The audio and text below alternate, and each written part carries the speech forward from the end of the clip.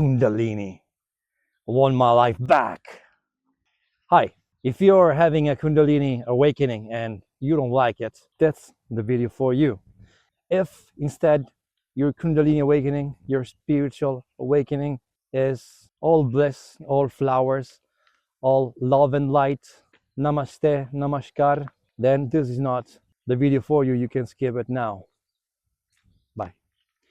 Now, if the F word that I used in the beginning of the video resonates with you and you find yourself every day struggling with your Kundalini or cursing every day for it to leave you be and return to your normal life, welcome to the club. I'm Helen. In 2018, I had a Kundalini awakening. I didn't care about anything spiritual. Indeed, I thought it was all useless, all crap. But I had a Kundalini awakening. And at the time, was a really driven person. I was running a business, man. It took me years to build this business. So, as you might understand, to build a business, you need to have a certain skill, a certain agency, a certain level of ambition, a certain level of independency. You want to be free. Freedom is my first value. And when I found myself having this thing on my butt, which was burning, and it was forcing me to do all these weird movements and scream and cry and lose all my focus and attention and power, basically. I lost power. I lost the most precious thing I thought I had, the freedom to do what the hell I wanted. I went back to zero, from riches to brags. It took 6 years. All people keep saying, surrender. On Reddit, you go on Reddit, or everywhere, basically. You go and read everywhere. Just surrender to the flow. Let it flow. Let it be. Let it change you. Just surrender. Just flow with the flow. Well, I did flow. I did it. Even though surrendering was not my thing as an entrepreneur. But even though I did it, I just did as I said. I surrendered to this new thing. I was wrong 30 years of my life. So this spirit thing is through. So this God exists. And okay, let's do as they say. So I did surrender. I trusted. And results, I lost everything I had. I was basically homeless. And so this is the reason I'm here, is to tell you it's not necessary to go broke. Kundalini is about bringing truth to your existence. So this requires some form of suffering, but 20% of that suffering is mandatory. You cannot simply escape it. If you have to go to the dentist, you're gonna feel a little bit of pain, even though you have all this anesthesia. But a good amount of this suffering is self-inflicted, is really not necessary. And my mission is to help people skip the non-mandatory part of the journey. Now, let's discuss why are you rejecting Kundalini? Why do you feel like you don't want it? In this moment, you feel like Cypher, the character Cypher in the Matrix. And I was the guy for years. Ignorance is bliss. So the key word here is resistance to change. Now, this is basic psychology. The human mind does not like change, even the good ones. So the brain is a survival machine. That's why people stay stuck in bad situations, in bad relationships, bad finances. They know they can change. And sometimes the change is even relatively effortless, but they do not change. They are too afraid of change.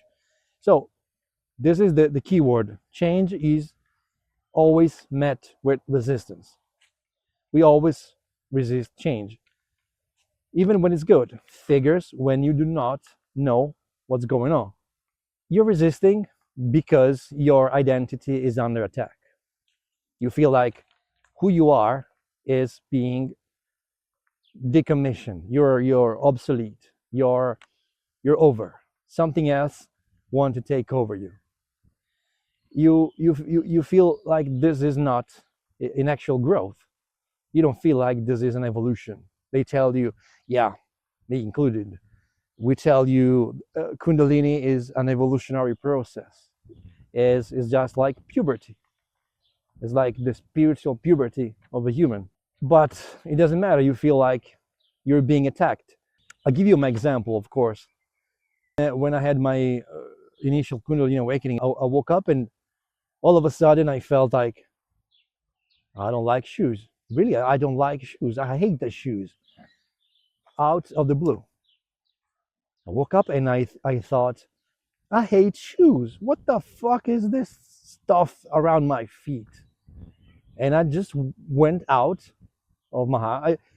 For the next months, I walked everywhere barefoot. Also, the going into nature thing. I always disliked nature because of the insects, the smells, the dirt. But I was, drawn to these kind of environments, and it was really not like me. During my Kundalini awakening, I felt like relaxing and enjoy life, staying in the moment. And as an entrepreneur, what was that? Relaxing? No, man. I never relax. You never relax. You maybe just have one day a week where you don't work. No vacations. It's just work because you love working. You love building. You love helping others. This part of me that was emerging, this part of me that was dressing in white, I was going barefoot, I was talking about love and light. It was a part of me, but the old part of me, the former self, the guy that was there before the Kundalini awakening, was not really happy. Really, it felt like he was being replaced. And at the time, I was exploring. I thought I was a walk-in. A walk-in is in the ufology and New Age thing. Is basically a higher soul or a different soul in general of a higher vibration that is embodying a human body alive. And you could have two cases where the former self, the former soul, just leave the body and is slowly replaced by this new soul. The second case is the higher soul just occupies the body, and they are both present. So the old soul doesn't leave; it just stays there, but they both are present. And if you ask me today, I'm not sure if I believe the whole concept of walking anymore. But at the time, I was sure because I was shifting between this really wise personality, this wise guy, the guy who was going barefoot, the things the things he used to say to people, the kind of wisdom, the kind of knowledge that he brought, even to me, because I heard the guy. I mean, I was the guy, so I remember what what I was saying, talking to people and saying stuff I wouldn't even know, like knowledge coming from thin air, and not just fantasies, concrete stuff. But then again, I went back to the old personality. So I mean, I was sure that this I was a walk-in. Maybe I was about to die. So if you ask me today, I don't know. I don't think I was a walk-in. I don't even think this walk-in thing is. I don't know if it's possible or not. I need more data. But the point is, you might feel the same. You might feel like you're shifting and swinging between those two opposites, those black and white. And when you are the the white one, you feel like you're arrived, you feel like you are connected with everything. But then again, you shift to the old former self, and that's the part of you that is rejecting with all the energy, the awakening, the Kundalini process. There are too many ways in which your Kundalini process may manifest. So I'll try to list some of the cases that I know because of personal experience or because of people I worked with. One reason you are now rejecting Kundalini awakening is because you were trying to awaken it. You were practicing, you were doing some kind of practice to try to awaken it because they told you, oh, this is good stuff, just awaken your Kundalini. And this is a really concerning thing because even today, if you look for Kundalini awakening, you find, or Kundalini activation, Kundalini Shakti path, you find that there's even paid ads of people that claim, I mean, I have no doubts that many of these people are able to awaken or just shake Kundalini. The problem is, it's fucking dangerous. Don't do it. Don't do it. You want to awaken Kundalini before being prepared. These people, those groups, those schools promise you heaven on earth. I will awaken your Kundalini for cheap. Please come to me. My price is cheap. I will enlighten you. How stupid is that? Anyway, you might be one of those people that was lured into this kind of crap. You went to maybe a specific retreat or seminar where they supposedly try to awaken your Kundalini, or you maybe went to a Vipassana meditation, and this is very common, and you had this Kundalini awakened. I worked with two people that had this very problem here. They went to this retreat, and when they came back, their Kundalini awakened and they were not able to function at all. Their nervous system was fried and they could not even find the energy to stand up from the bed. They slept 10 to 12 hours a day, every day. Another pattern here that I found during my my research is that I talked directly with at least 5 people that were doing the Joe Dispenza meditation. It's 2 hours long, I think. And many people report that after this very meditation, just the first attempt, their Kundalini just awakened and they were fried. Their nervous system was fried. They could not function anymore. And this is very frequent. Yeah, a small parenthesis. In my first months or two from my initial Kundalini awakening, and I went to London, and it was a personal development workshop, and there were very many stands, and there was this guy, and he was a Kundalini teacher, and I went to the guy, and I thought it was a sign, oh, finally I found my master. It's a sign from God. He sent me the one who's gonna help me. And then I go and talk to the guy and explained everything, and he was like astonished. He didn't know what to do. He didn't know what to say. He had no idea how to deal with this. He never met somebody who had Kundalini awakening, and this was my first step into these contradictions of the new spirituality. You're teaching Kundalini yoga and you don't even know. To me, this is crazy. To me, it's crazy. And it is, because maybe you are one of these people that was lured and sold the idea that you should awaken your Kundalini. Because if you awaken your Kundalini, you're gonna be special. If you awaken the Kundalini, you're gonna feel this bliss. You will ascend in 5D. You will have these orgasms. You will become the best version of you. You will be enlightened. You will have no problem no more. Come to us. It's cheap. We have discounts just for the weekend or for Christmas or Cyber Monday. And yeah, you may be one of these people, and you went to any of those retreats or kind of things, or you followed your guru and whatever it may be, and you found out by yourself that it was not so love and light and bliss, and you're dealing with the consequences, and nobody there can help you. They do not even know how to start. I bet you hate Kundalini now. Now, you also might feel like you want your life back because Kundalini is just an amplifier.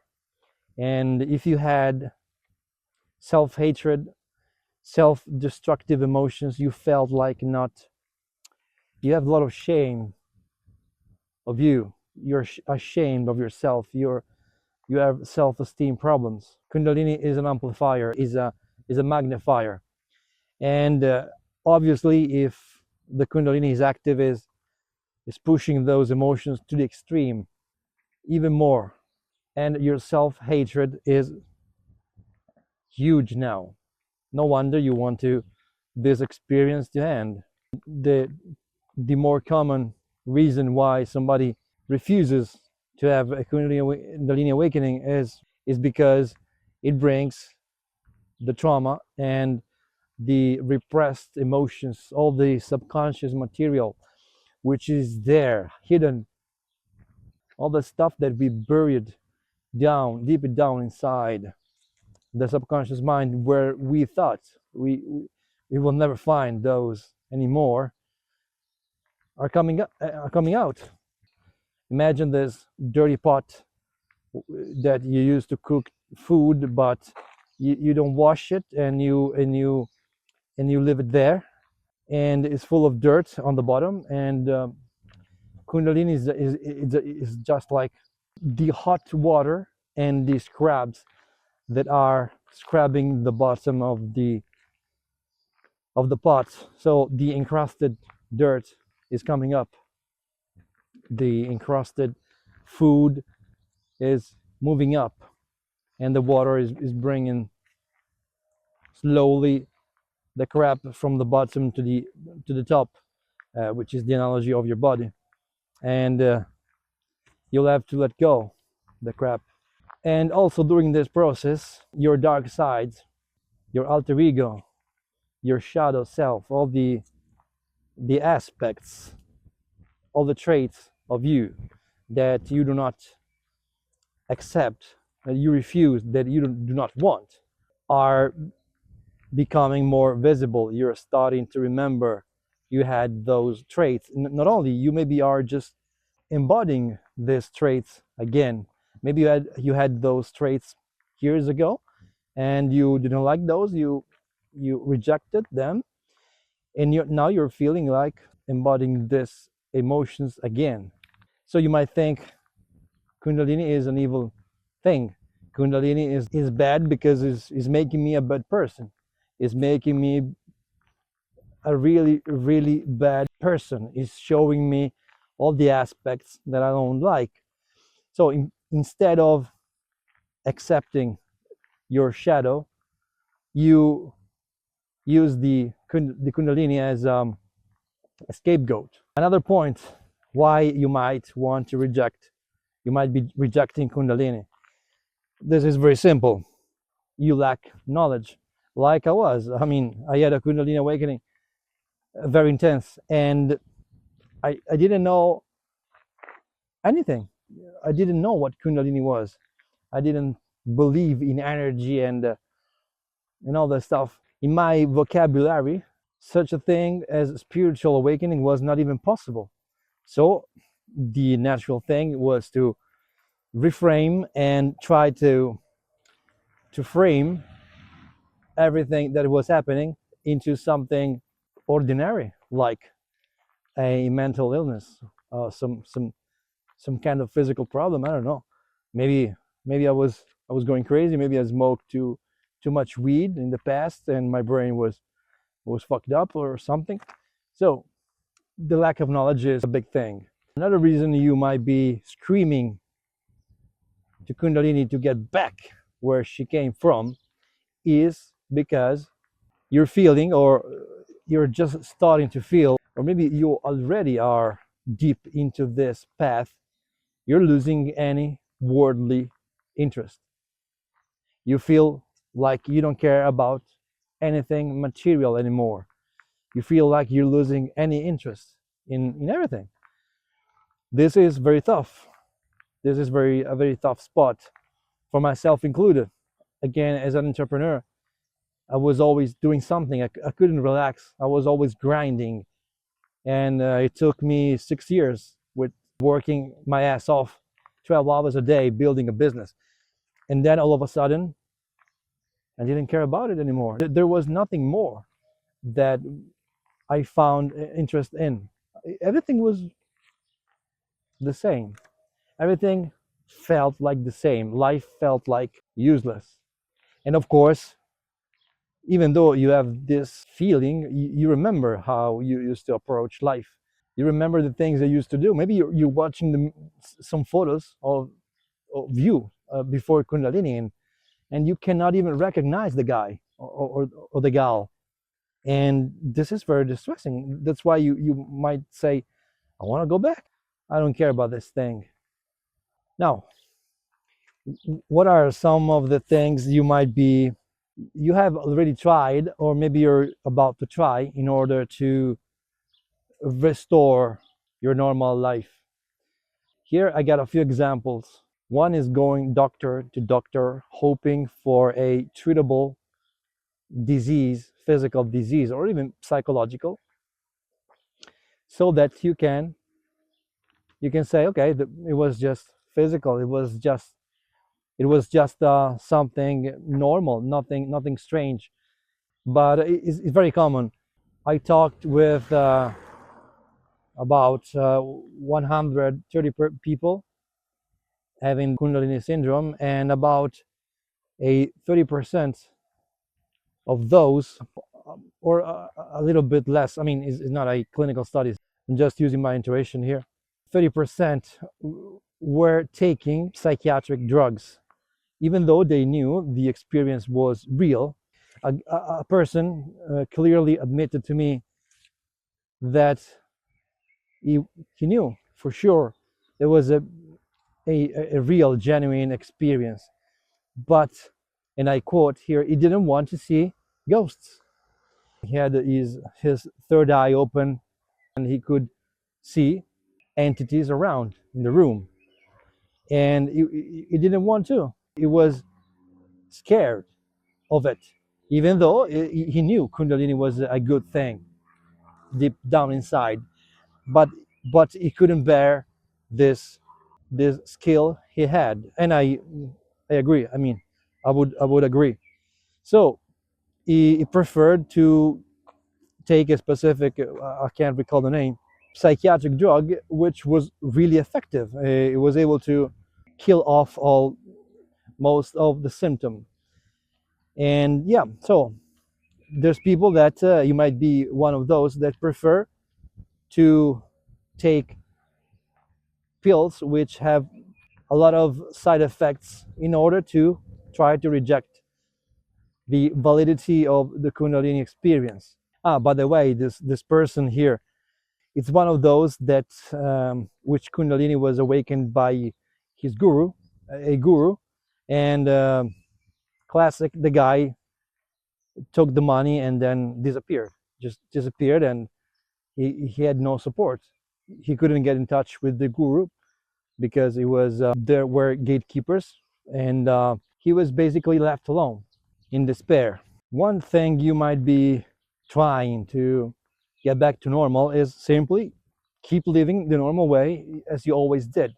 So even though your sensitivity is very high, and lights and sounds and the people, crowds, smells are too loud, you insist in going back and trying to do the same thing you always did. guilty of this myself. I tried to keep working, as I always did. I used to go to the pub as I always did, drinking alcohol, listening to heavy metal, uh, partying. And you might be hoping that, okay, maybe it's just it's just a moment. Maybe going back to those places will help me get back to normal somehow. And well, it might work, I don't know. To me, it didn't. It made things worse because I was completely intolerant to loud music, to crowds, especially really crowded places where you have all sorts of people and emotions there. And this might not be a good idea. Now, the part you were waiting for. What is the solution? What do you suggest, Alan? Well, I have a bad news and a good news. The bad news is, it seems like, and even though I didn't believe in myself when I read this everywhere, you cannot abort the process. You cannot revert. You cannot say, stop, I want to go back, I want to get back to normal. And I rejected the idea. As a good entrepreneur, I wanted to do stuff my own way. That's why it took me 6 years of suffering in trying to deny Kundalini and get back to normal. I tried for so long to play the cipher game, but even though I kept saying ignorance is bliss, deep down inside of me, I knew I wanted I preferred the truth instead of ignorance. And I normally don't agree with what people says online. Monkey see, monkey do. They just repeat cheap wisdom. But I have to agree on this one. Most people I know uh, had to go through the process. There's no way to go back. It, simply because you cannot unseen what you've seen. The trauma that is surfacing once is there. It's think of it like ice. Kundalini is like a fire which melts the ice, and the ice is trauma and old repressed emotions. Once that ice became water again, there is no easy way to re-ice that water, and it stays in your system. It stays visible to your conscious mind until you work that out. So what does this imply? That now you have all this trauma which you were successfully able to forget, to bury into your subconscious, and now it's there already. And you have basically two solutions. You have to do the shadow work, which is fix those once and for all, or do as I did for those long 6 years. Just drink. Just numb yourself. Drink to forget, or smoke to forget. It's a dangerous path, and I tried it myself, and it didn't work, because either you become a real junkie, and you keep drinking and you keep doing whatever makes you forget those traumas, or one day you realize it's not sustainable and you want to fix it. Now, what I suggest you to do: learn about the process. Don't, especially if you come from a non-spiritual way of thinking, a non-spiritual background, don't humanize the process. Don't.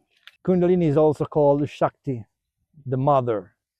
There is the tendencies to anthropomorphize stuff, to humanize the process. I suggest you to watch it as a natural process, like puberty. There is no gods or goddesses involved. It's a natural process, and you have to ride it. You have to understand it. The biggest rejections comes from the mind. The mind always and always rejects what it doesn't know. Unknown equal danger.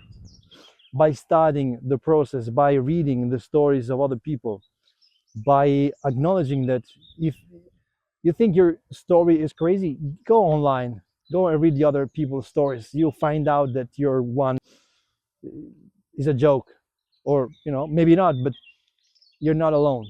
The second suggestion is to stop engaging in any kind of spiritual practice. Even if you're doing spiritual practices, trying to rituals, whatever, trying to close the Kundalini back. I remember calling in one of my darkest moments. I remember calling all the holistic centers in my city, asking, I want to close my chakras.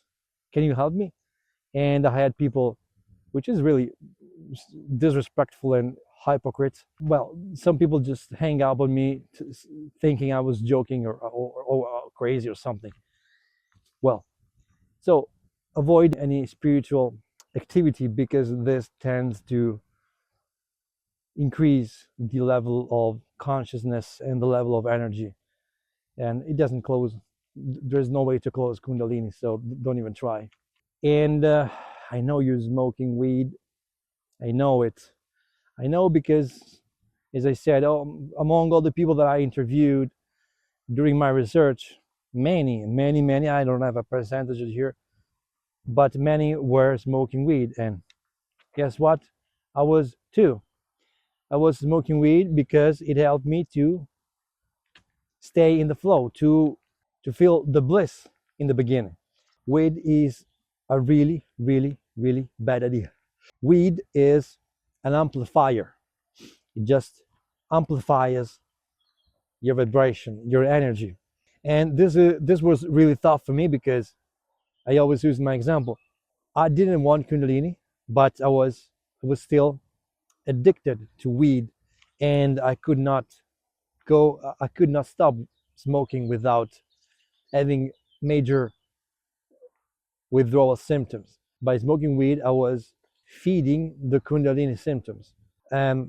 Weed is marijuana is a sacred plant.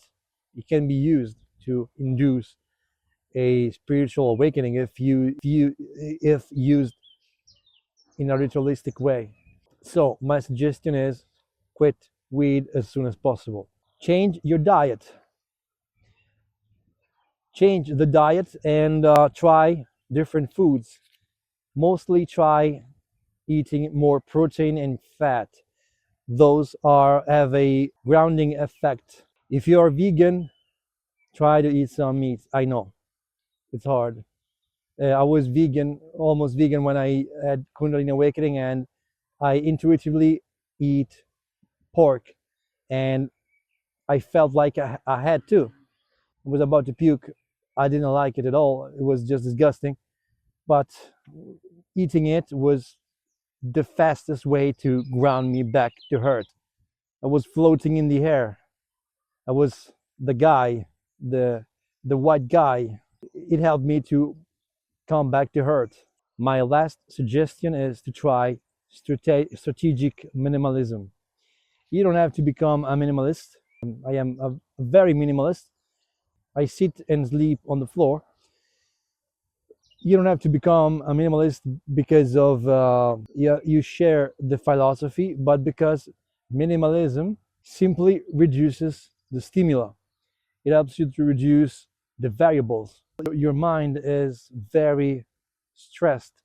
It's undergoing a lot of changes, and as we discussed in the beginning, the pain that it feels is because, and the fear is because there is a lot of changes happening, and the mind hates changes. Each new variable, imagine a computer. Your mind as a computer has to process all this information, and each new thing introduced in your environment, in your life, is like a possible threat. So the mind has to process any variable and discern, is this a danger, or is this okay?